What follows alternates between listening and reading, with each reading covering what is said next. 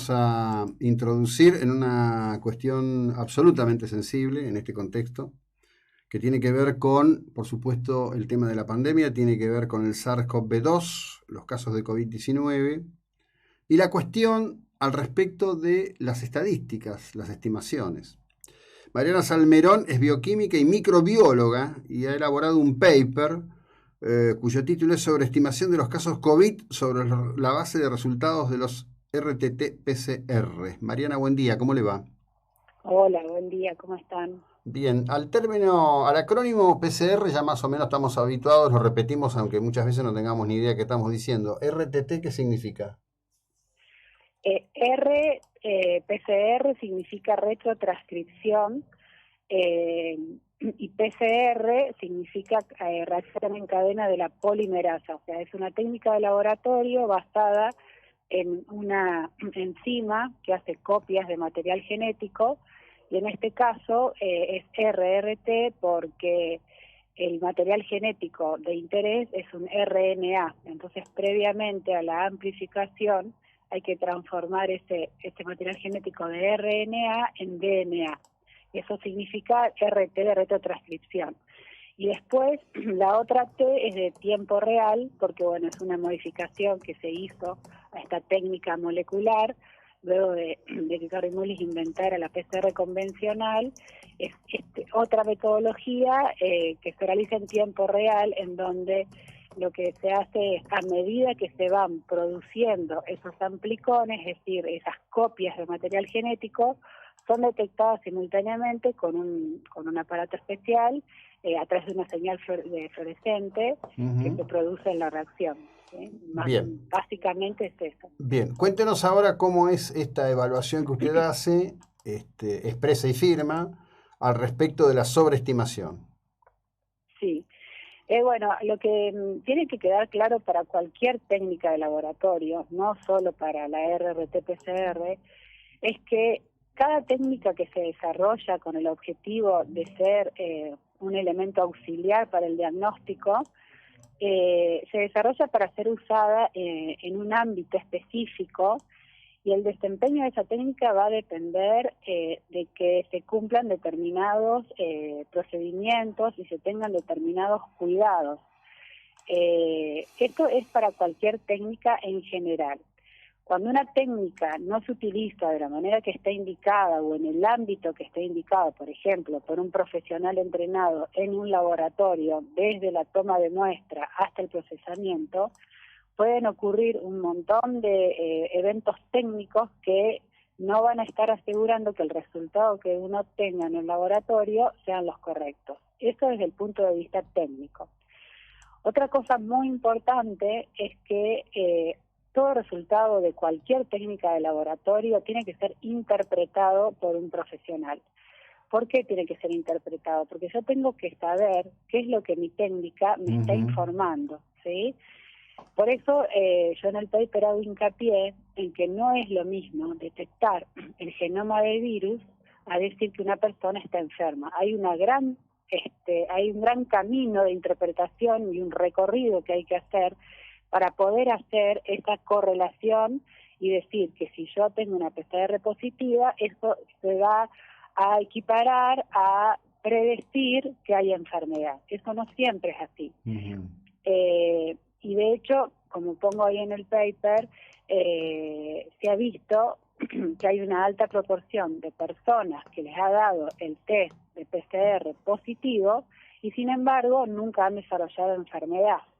Estamos hablando de acuerdo a un trabajo publicado en abril de este año de los Anales de Medicina Interna de Estados Unidos, en donde se ve que tres cuartas partes, o sea, un 75% de las personas que tienen un test positivo de PCR no van luego a desarrollar la enfermedad. O sea, claramente todos estos positivos son falsos positivos de diagnóstico, porque no es que se detectó temprano y después la persona tuvo los síntomas, y podemos decir es un éxito porque estamos detectando de manera temprano con un indicador que la persona luego se va a enfermar. Pues no, se ve que en un 75% esas personas no se enferman, con lo cual se puede decir que son falsos positivos del diagnóstico de enfermedad, ¿sí?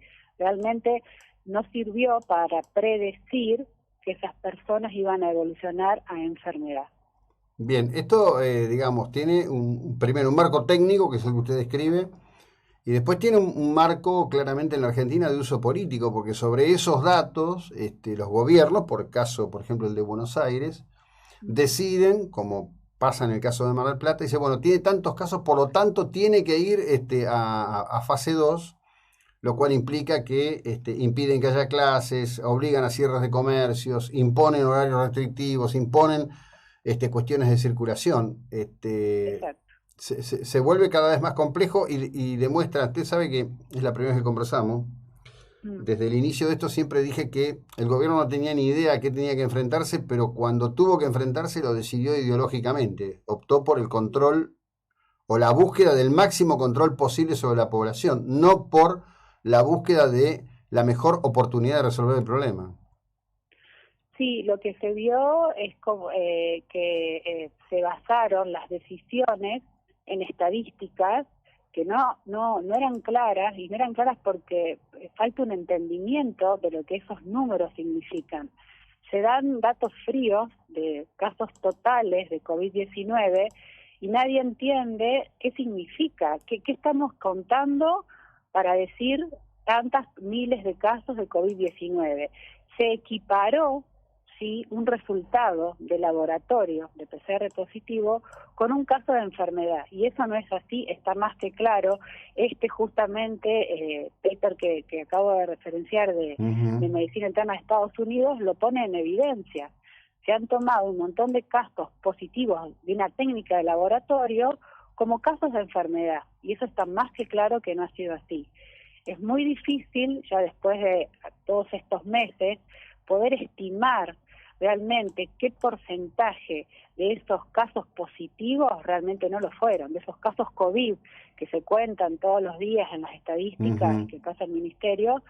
Es muy difícil predecir qué porcentaje realmente no han sido casos, pero se han contado, y como bien dice usted, se ha considerado ese valor frío, ¿sí?, para tomar decisiones, con lo cual lo que tiene que quedar claro en general es que acá estamos considerando una cifra que no es para nada exacta. No es para nada exacta, como pasa con las estadísticas de las muertes por COVID. Claro. Cuando sabemos que la manera en que se determina una muerte por COVID deja muchas dudas en cuanto a si realmente fue una muerte ocasionada por el virus o falleció la persona con el virus porque simplemente falleció por otra causa, pero como tuvo un resultado positivo de PCR, se lo cuenta como un muerto por COVID. Entonces eso también va a un número de muertos por COVID que tampoco refleja lo que está sucediendo en realidad. Bueno, ahí viene todo un tema, ¿no? Porque yo he preguntado mucho por esto y digo, bueno, escúchame, ya nadie fallece de neumonía, nadie fallece de, no sé, a ver, dos cosas quiero decir. En principio, las estadísticas hasta 2019 indicaban que en promedio, por situaciones de gripe o neumonía, fallecían en la Argentina unos 34 o 35 mil compatriotas. Esta es una estadística en promedio bastante sostenible, porque además son datos en el tiempo. Sí. La otra cuestión es que, y de esto hay registro en toda ciudad importante, junio, julio, parte de agosto, las guardias se llegan a saturar. En Mar del Plata era casi un clásico que los diarios fueran a sacar fotos de gente en camillas en los pasillos del regional o el materno, porque era el momento de mayor impacto, ¿no es cierto? Bueno, todo eso se ha subsumido, es como que ya no ocurre, es que solo hay COVID en la Argentina, a la par de la otra pandemia que es la muerte por siniestralidad en tránsito, ¿no? Que esa no se puede tapar con nada. Sí, a pesar del encierro, sí. Sí, claro.